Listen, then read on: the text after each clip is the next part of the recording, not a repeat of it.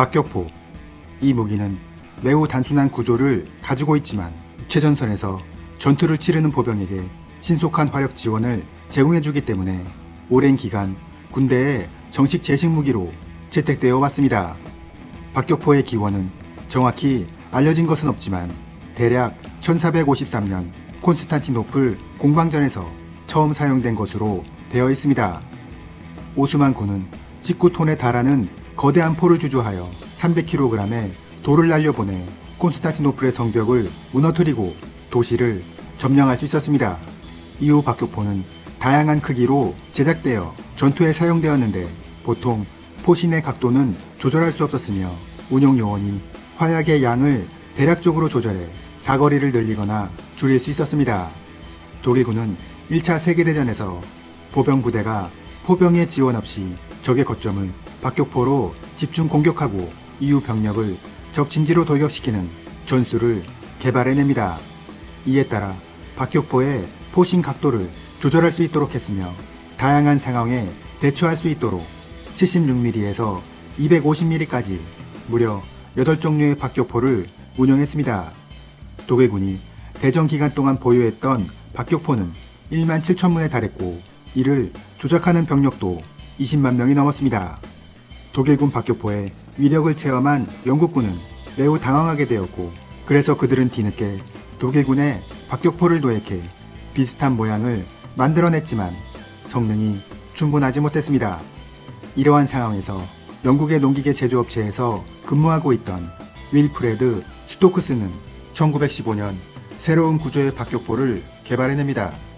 구성품은 활강식 포열과 이를 지지하는 포다리 그리고 충격을 지면으로 전달하는 포판으로 되어 있으며 포미는 폐쇄되어 있고 그 안에는 격침이 있었습니다.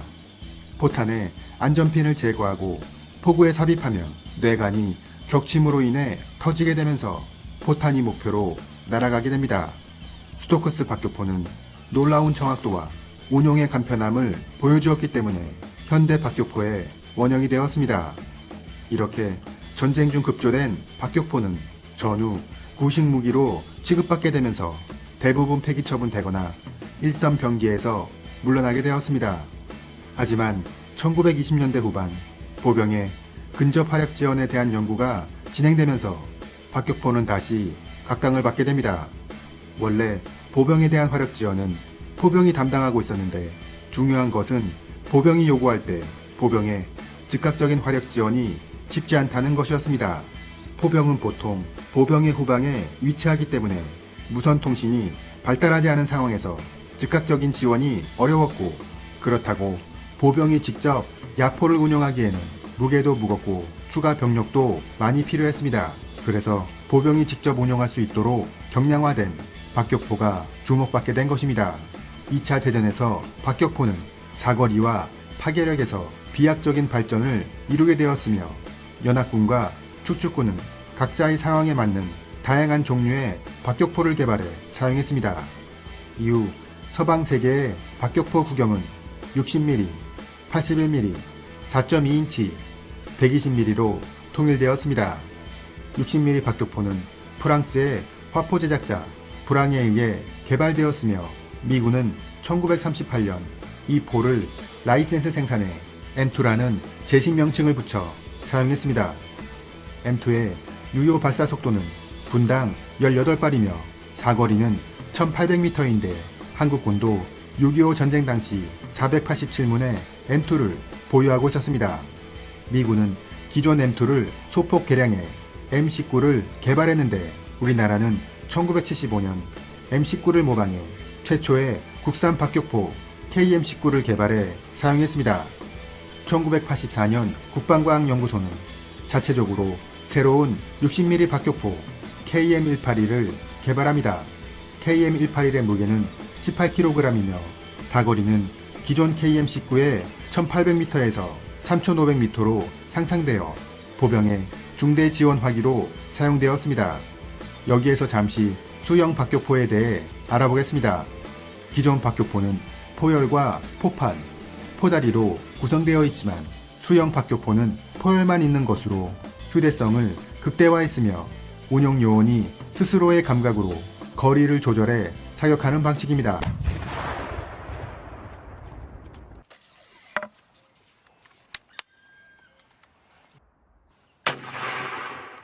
영국은 1937년 2인치 수영 박격포를 개발했는데 이 박격포의 사거리는 460m 정도였고 무게는 4.8kg으로 매우 가벼웠으며 보통은 2명이 운용하지만 사수 1명으로도 충분히 사격할 수 있었습니다. 이후 2인치 박격포는 사거리와 위력이 부족하고 기존 제식화된 60mm 탄을 사용할 수 없어 이를 대체하기 위해 60mm 수영 박격포가 개발되었습니다. 미국은 1978년 새로운 60mm 박격포 M224를 도입해 운영했는데 이 박격포는 필요시 포열만 분리하여 수영 박격포로도 사용할 수 있었습니다.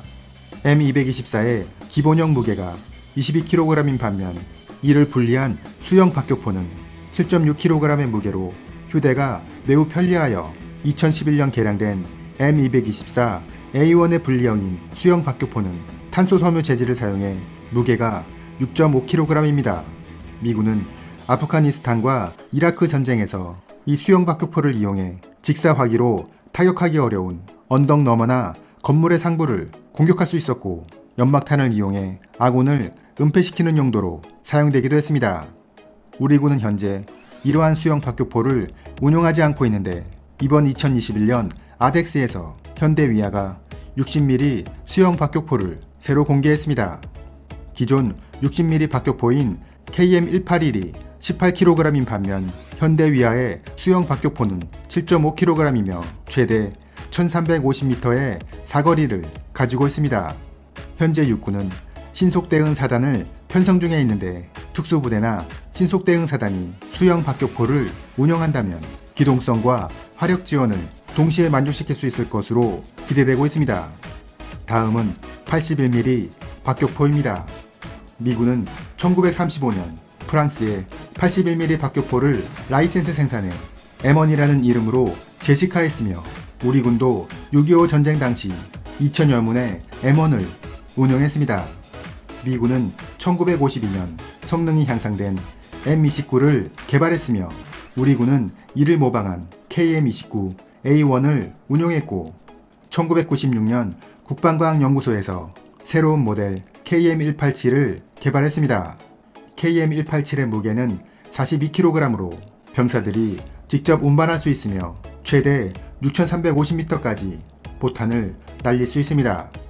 최근 현대위아는 신형 81mm 박격포를 개발했는데 특이할 만한 점은 기존 42kg의 무게를 34kg으로 줄였다는 것이고 세계 최초로 자동 표적 획득, 표적 정보 데이터 처리, 사격 재원, 자동 산출 등 디지털 기술을 적용해 사격 준비 시간을 6분에서 3분으로 줄였고 정밀 사격 능력까지 갖추고 있습니다. 특히 첨단 디지털 장비를 적용해 사격 준비 절차를 단순화시켰을 뿐만 아니라 그 시간도 3분 내로 단축시켜 포대원들이 쉽고 신속하게 전투에 임할 수 있게 하였습니다. 준비부터 사격까지 전 과정을 첨단 GPS를 활용하여 자동화한 신형 81mm 박격포, 관측재원 입출력기와 사격재원 계산기를 통해 사격의 정밀함을 높임으로써 보다 멀리, 보다 정확하게 목표물을 맞출 수 있습니다. 현대위아. 다음은 4.2인치입니다. 4.2인치는 정확히 106.7mm이고 주로 대대나 연대급 지원 화기로 사용되고 있습니다.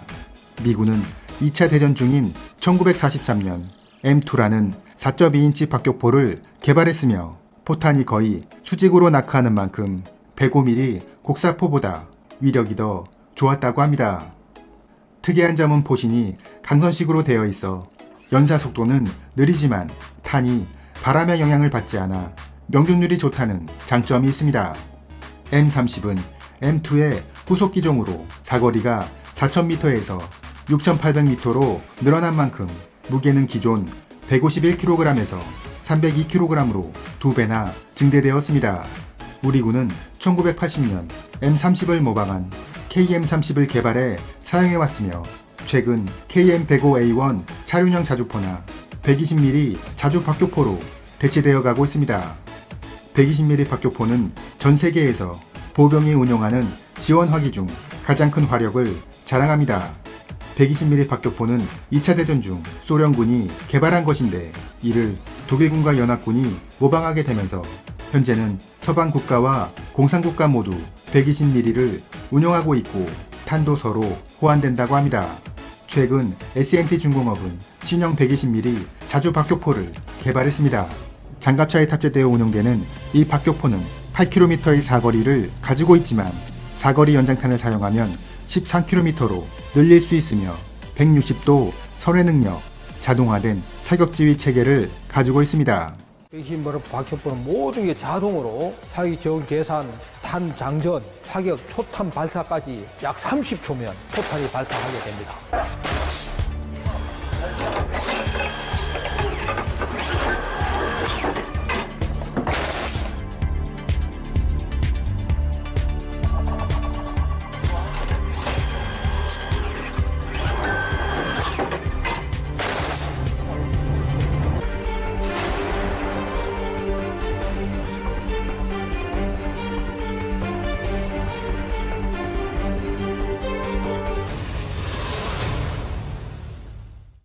우리 군은 국방개혁 2.0에 따라 보병 부대의 4.2인치는 K105A1 차륜형 자주포로 대체하고 기계화 부대의 4.2인치는 120mm 자주 박격포로 대체하며 대대는 4.2인치와 81mm를 혼용해서 사용하기로 했습니다.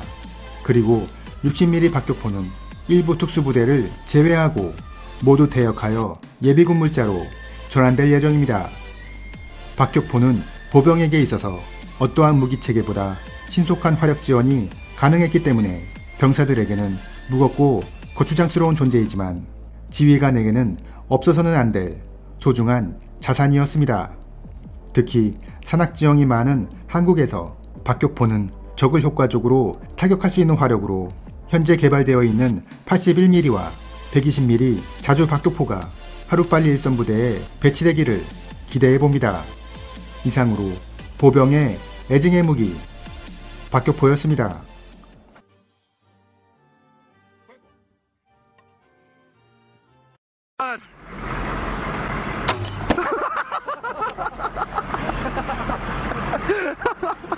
You alright?